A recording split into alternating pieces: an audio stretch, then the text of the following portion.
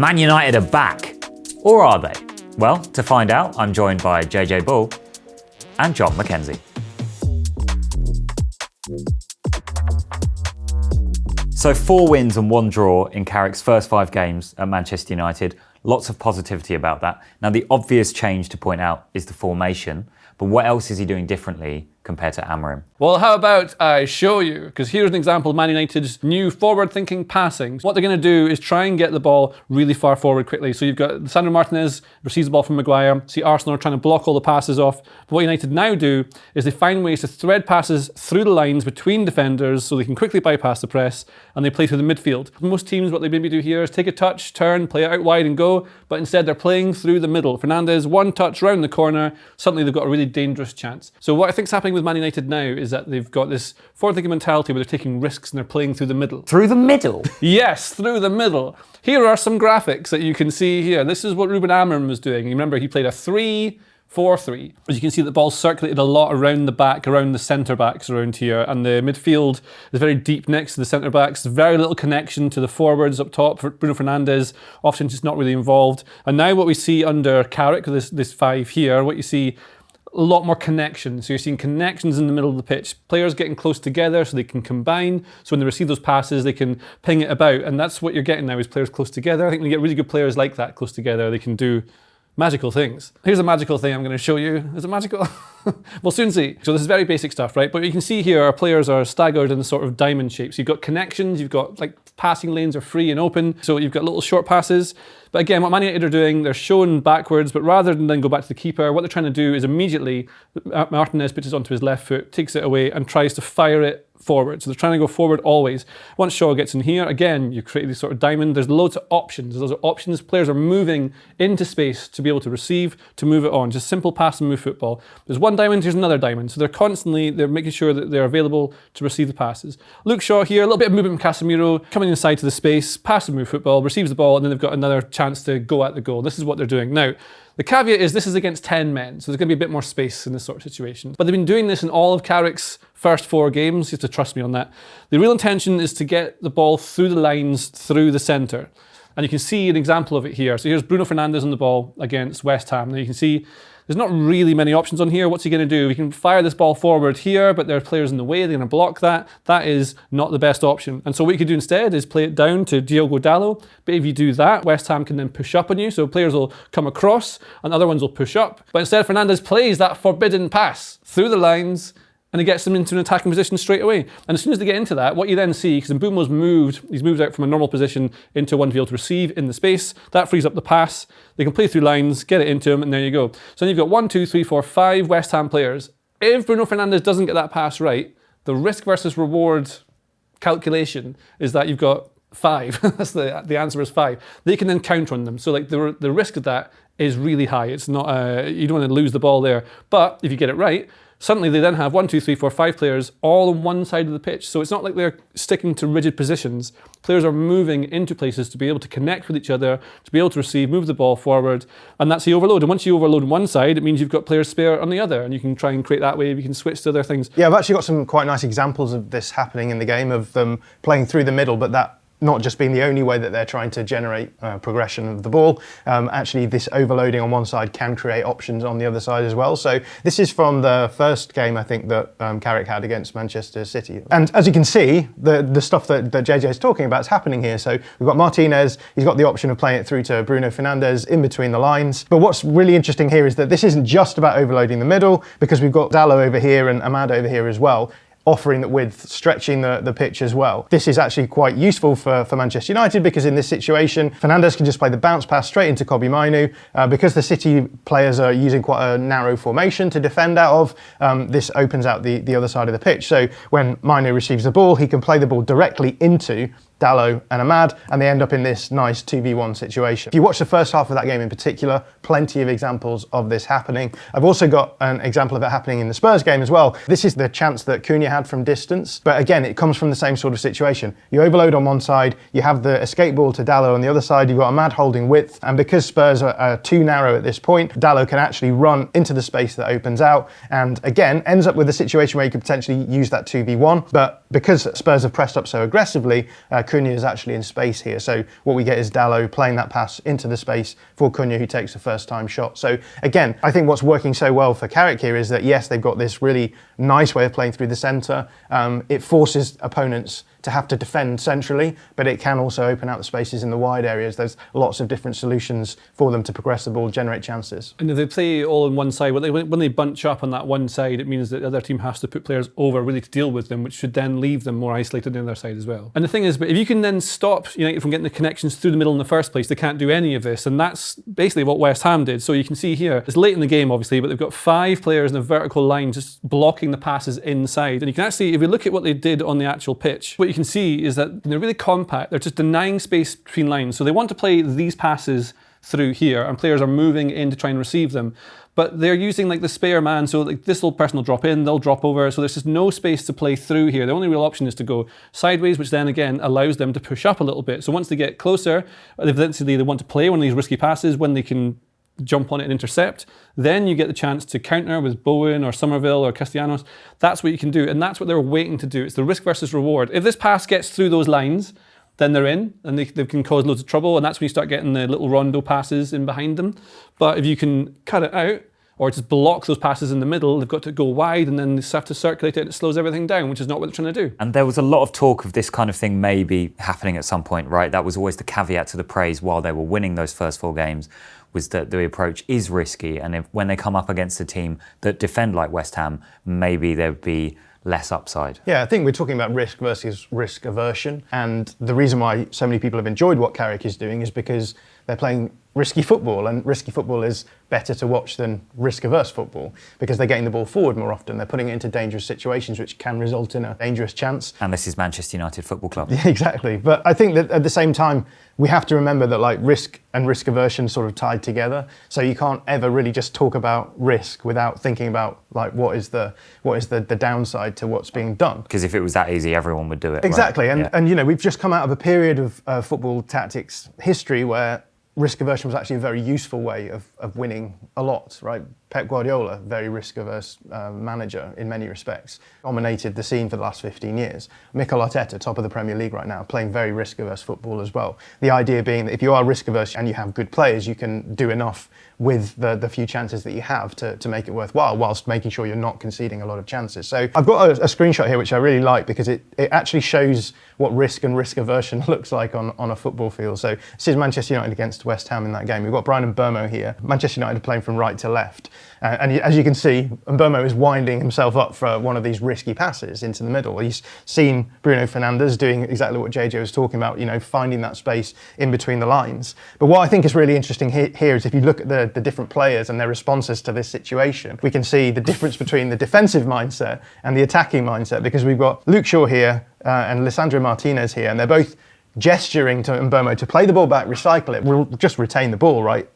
Whereas on the other side, we've got Matheus Cunha, who, as everyone knows, is quite a risky player, enjoys and thrives off risk and likes chaotic situations. And you can see that he's saying, play the ball into me. This is risk and risk aversion, right? Because in the event, I think what's really interesting here is that Brian Mbeumo doesn't actually find Fernandes and the ball goes directly to Aaron Wan-Bissaka. And now you have the downsides of the risky play that you have, because 2 passes here and West Ham are just through entirely the Manchester United pressing structure ahead of their back line. And this is where we're at, I think, and the interesting questions about Carrick are, where does the needle between risk and risk aversion end up falling out? It's been nice seeing them play good football and exciting football for a few games, but we've already seen, as JJ's shown, West Ham already getting wise to how do you cause problems for this approach.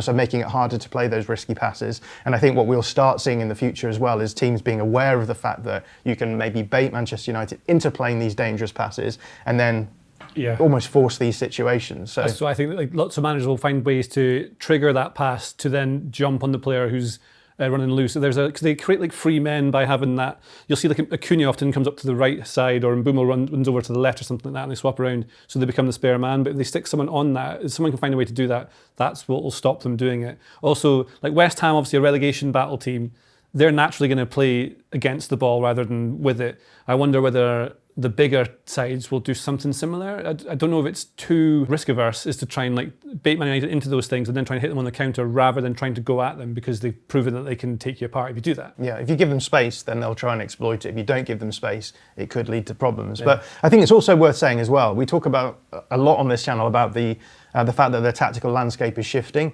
and that represents itself as teams playing in a different way. Teams are playing more direct. Teams are playing in ways where they're looking to bait teams forward and create space in behind. But what's also worth saying, I think, is what's interesting about the modern Premier League landscape is that it's looking as though you don't need to be putting up 95 points a season in order to guarantee yourself at least a second place finish. Right? We're talking actually Arsenal might win the league with low 80s points this season. And I think that changes where the needle should fall on risk aversion, because, okay, maybe this is a risky way of playing, but if you can afford to lose 4 or 5 games in a season, rather than, if you lose 2 games, that's it, you're out of the race, I think that changes the mood on how you should be playing. So I'm kind of interested to see what that actually looks like in the long run. And just one final thing, I've got a nice graphic from Tom Harris, one of our guys in the data department here, because I was just kind of interested to see like who are the teams who are playing centrally, because I think a lot of people are talking about this Carrick stuff as though it's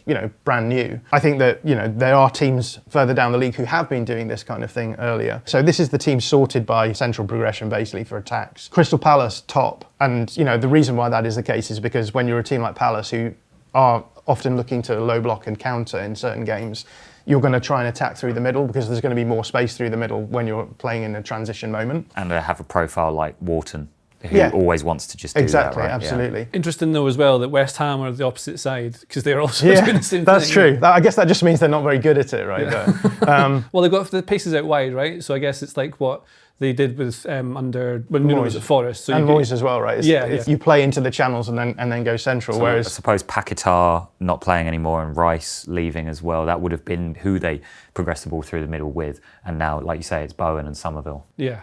But then the next 2 teams I think is really interesting, because you've got Villa, who are a team who are trying to do very similar things, I think, to what Carrick is trying to do with Man United. A lot of their progression is central progression. They don't have wide players. They look to do this deep build up, find the space in behind and punch it through lines. And Brighton, similarly, they've still got that holdover from Roberto De Zerbi. Herzl is still doing a lot of the same things that De Zerbi was doing as well. And, again, like Villa shows that you can play this kind of football and attain a high level in the league. Admittedly, underlying numbers caveat there. But Brighton is interesting as well, because I think people are pretty down on Brighton at the moment. I actually think that people are too down on Brighton. I don't think they're as bad as people think they are. But again, Brighton are trying to play in this way where they're punching the ball through the lines, playing directly, lots of one-touch stuff through the middle. And I think through time, their attack has probably dropped off a little bit because teams have gotten used to being able to defend the way they're playing. So again, this raises questions about how is this Manchester United approach going to come out in the wash in the long term. The difference as well between Brighton and Man United doing similar things, like playing through lines, is that United have players who are then they're really good at being able to bounce those passes off each other. So if you have players that are that good, you can do those sorts of things. Whereas if you're, let's call Brighton more medium down in the table, they might not be able to do it every single time, and so the risk becomes higher because it might not work that way. Other things like confidence and momentum can also help with that. So if you don't take the risk that you're supposed to because you don't trust it, then you might not do it as well. And again, it becomes much riskier to take. And so that's probably what we see as well. I think Bruno Fernandes is basically he's the cheat code for this kind of stuff. He's so good dropping off that front line into the pockets of space and then being able to play those first time passes. And in late in games as well, he started moving deeper to be able to do not what he's doing under Amorim, but he controls the ball more from deeper to be able to fire that through when teams are blocking him low. Yeah. One final thing from this viz: the 2 teams at the top of the table, City and Arsenal, a little bit lower. So clear again that despite the fact that the league has gotten more direct, has gotten more physical, and games are more open, still these teams are trying to be, I guess, a little bit more risk averse by playing in wide areas rather than through the middle. Okay, so we've mainly focused on what they're doing with the ball, the risk that it carries, etc. But what about when they don't have the ball? What's the kind of effect there from their current approach? Yeah, I think the out of possession approach under Carrick has been really interesting. It's a modern style of out of possession approach, which I think Manchester United fans should be positive about, because this is clearly like the cutting edge out of possession theory. The high press, for example, that Manchester United have been using is one that a lot of teams have used in the last couple of seasons. Manchester City is still using this kind of approach, and therefore, it's clear that Manchester United are trying to think of ways of causing opponents problems in their own build-up and thinking of ways to make sure they mitigate the downsides of that as well. This looks like a different formation to how they play with the ball. Yeah, so they're using a 4-4-2 idea, but a 4-4-2 diamond, which has become very popular in terms of out-of-possession setups. So let me just show you what that looks like in terms of a rough structure here. So there's your diamond, and then you've got a front two. Very popular at the moment. And the reason for this is because it gives you really nice access to opponents while still blocking out the middle. So you're going to stop central progression, and the weak areas are going to be on either side, like this. The reason why teams play like this is because what they often want to do is have an extra player at the back. So you can see here, you've got your defensive midfielder dropping in, so that if the opponents are pushing 4 forward, which most teams do these days, a lot of teams build with a back 4 with a double pivot in front of it and then 4 in front of them. Your central defensive midfielder can drop in here, gives you a +1 at the back, so you've got extra coverage here.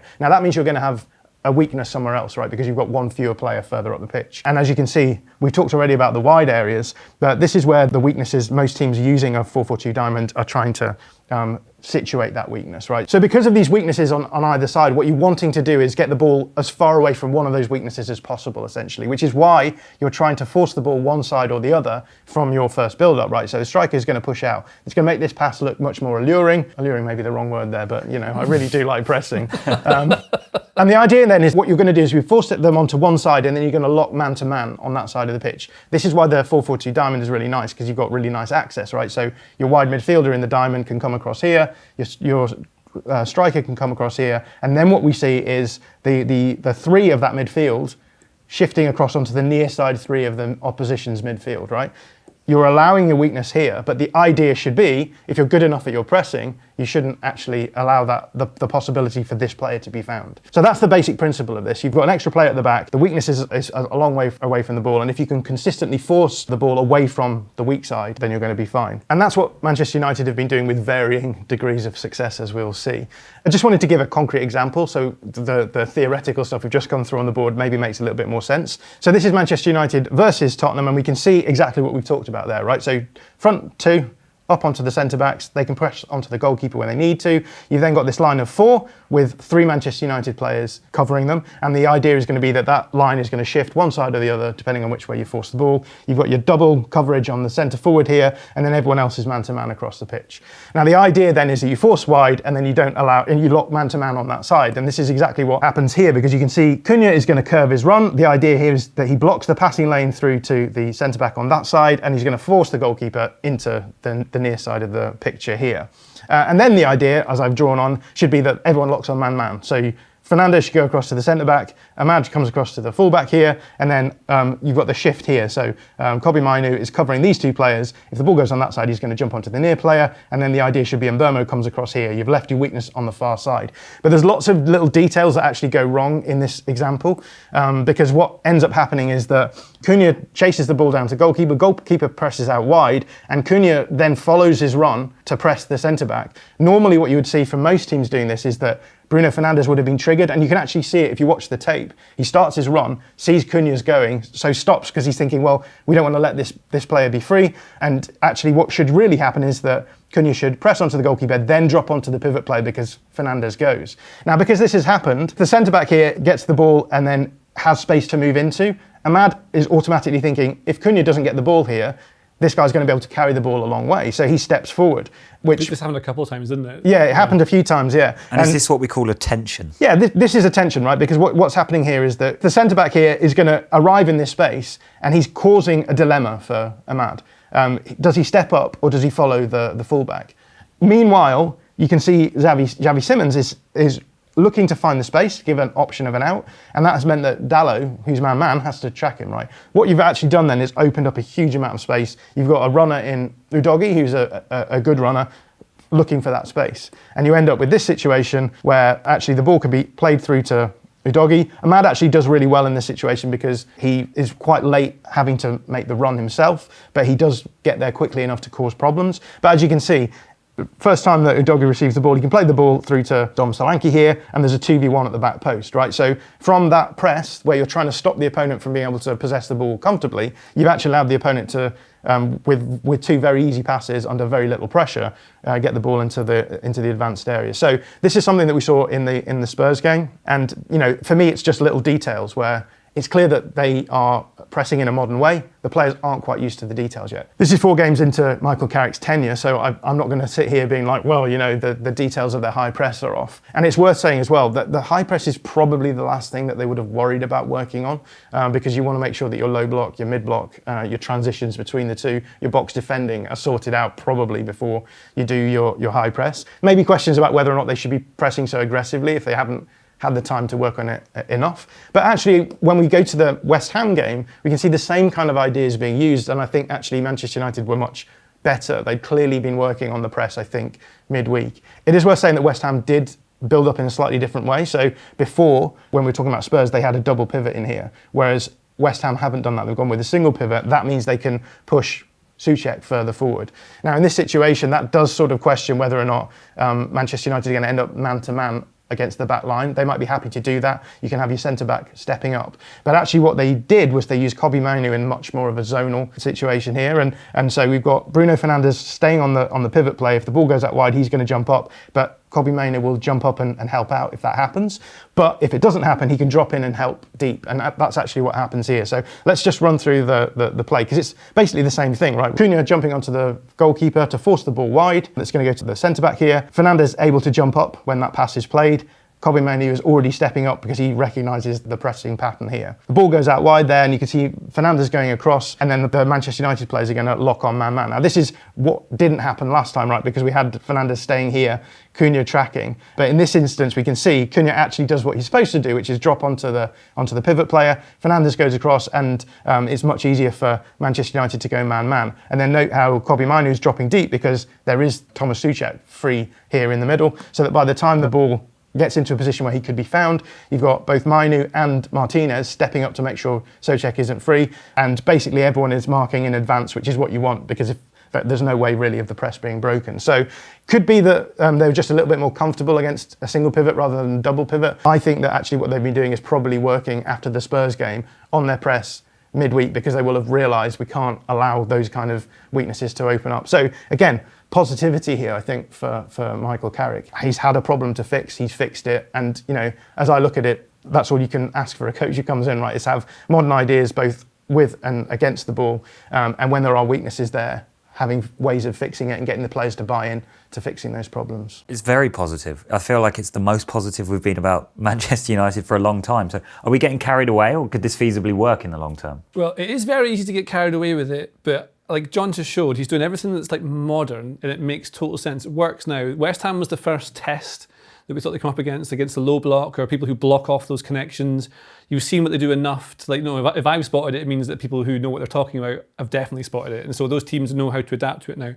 But then I think when you look at what makes a manager good, what's a good manager doing, whether Carrick's a good one or not, what difference could you really make against West Ham? What could he have done differently to try and sort it? You can try and play those passes through the middle, but if you make it too much or too early, they can get caught in the counter-attack, and then you end up losing. And West Ham took the lead, which is obviously not good, and they threw on more players later on to try and get back into it. And I guess that's partly why he took off Maguire for Yoro, right? Which I thought was a very clever substitution, because he knew he was going to be facing that. Yeah, I mean, in fairness, Maguire was definitely holding his hamstring for a fair bit. But it made a difference, because if you're going to be more open and more in transition, if you're going to just open it up more and play it longer, if you're going to play longer passes from back to front later in the game to try and chase it, you're going to need someone who can run faster than Maguire can to get it back and cover. And Yoro was actually excellent when he came on as well. But if you're looking at this, they're very compact. So the most obvious way to try and create space through the middle if you're really compact is to stretch the pitch. So you make the pitch really wide. So you can do that. Shaw could push up wide, and he was doing that. But again, you don't want to risk it too much, because you can leave these spaces for them to counter. This is what's going to happen. But you've got to take it later on. If you have an outside winger, like that's what Dorgu's been doing, then why they've been playing Dorgu, is you get an outside winger. And Bumo and Ahmad are very much, I would say, inverted wingers. They want to come inside here. So if you want to push Dalot up and try and do this, again, same risk-reward things, you can try and counter them. So they kept the balance, and they made sure he kept this 3-2 shape throughout, so that you have I don't know if we call it a rest defence, but you call it just like a base to build from always. So rather than, I think what we saw in Amorim is a lot of channel balls, forward passes, and then try and win the second ball. But they're trying to play through lines, so it's controlled. And once you get through lines, then you can start benefiting from players like these three, like Fernandes, Cunha and Bumo, pinging it about, Mainoo joining in. You get more from it. Because this shape looks very similar to the shape that Amorim was so criticised for, right? It looks like a 3-2, narrow forwards, wing backs, but it's the composition of who's there, right? It's like the mentality change, and and they're not so rigid in their positioning. So I think because you'll often see, like I said before, like Cunha, if he's playing on the left, will merge over to the right. So you'll end up with Cunha, Ahmad, Fernandes, Dalot, Casemiro will all be like close together. So the team's going to have to come over to try and deal with that. So you get an overload. That's what happens. But again, like we've been spotting, Mbeumo might be over here, Shaw might be over here. So when you can pass your way out of this little trap and you can ping it over, suddenly you get chances because you're 1v1. It's a lot more fun to watch, and you can see that the players have bought into it, and that's the other thing. I guess what we're saying is what makes a manager good is do the players listen to what they say? And they seem to be doing that. Yeah, and I think it's also worth saying in this game that by the end, Manchester United were basically playing a sort of 3-5-2. Where they brought on Šeško and they had those sort of players they could aim at in the box. Yeah, Xerxes had a header, didn't he? Xerxes up front as well. And I guess there's questions about whether or not they should have known before the game that if they were going to come up against West Ham, they were probably going to deny them space, sit deep. And the question then is, how much joy are you going to get from playing Fernandes, Cunha as last line abandoning forwards who are going to drop in to try and find space? Surely you just want someone who is going to stretch it, or someone who can be a box presence. And they did fix that by the end. And as you said, the Euro substitution as well sort of helped with that because they knew that the game was going to become a little bit more stretched. In those situations, Maguire, Martinez, not necessarily the best sort of backwards defenders or large space defenders as well. So yeah, again, he's shown in that game that he can fix problems during the game. He's shown that he has bigger ideas about how he wants his team to play. We've seen that, yes, he's playing this nice central progression football, but also with ideas of what if that central progression doesn't work? Can we create space in wide areas as well? So for me, just generally, positive that what you've got here is a coach who's using, as we said before, modern ideas, understands the modern meta a little bit more, and is willing to make changes, has a good coaching staff behind him as well, seems willing to be able to make those changes. And then all of the soft skills that we've talked about that are super important as well. The tactic side of things is not the difficult side of things. Like anyone can understand the tactics and know how the modern meta is going and say, this is how you should play. It's a very different thing to have those ideas and then instill them on the players so quickly and get them playing in the way that you want to with very little time on the training ground. So yeah, I'm pretty positive about where Carrick is, and the only question for me is where does that needle on risk and risk aversion end up plateauing? I was going to say long term, so you think, does he end up as the manager or not? You have to look at what consistently wins titles. So the teams that have consistently won things over the last 10, 15 years have been like risk-averse Guardiola managers like that. So they control every single little thing. So it's very what you're going to get. It's the same always. This is more, I think this gives a little bit more freedom to the players to decide what to do. So you get them to a certain place. Like the thing I always see from Guardiola in the past, he said, my job is to get you to the final third and then you can dance around basically. And what you're seeing is something not dissimilar to that. Is they're trying to get into the final third. It's less rigid, whether the manager of Man United to make them a consistent league winner, whether that even happens now, if the tactical landscape has shifted so much that you can't gain as much control. Because if everyone can play like how Guardiola's teams used to, and if everyone can defend the way that Mikel Arteta's Arsenal can do, where's the variance? Like, where do you find the little gaps to be able to make something happen? And that is probably the long-term question: is what you're saying, like what the meta becomes. Do you want to be a step ahead of that? And also, do you want to just make it fun to watch for a bit? Like, just get some players to do some bits and pieces, like Fernandes ping it around. I mean, the most fun thing is winning, right? Absolutely. If you like this video, please consider subscribing to the channel. The Athletic is home to some of the world's best sports journalists, including David Ornstein, Amy Lawrence and James Horncastle. With the latest transfer news and insights on every Premier League story that matters, theathletic.com puts you inside football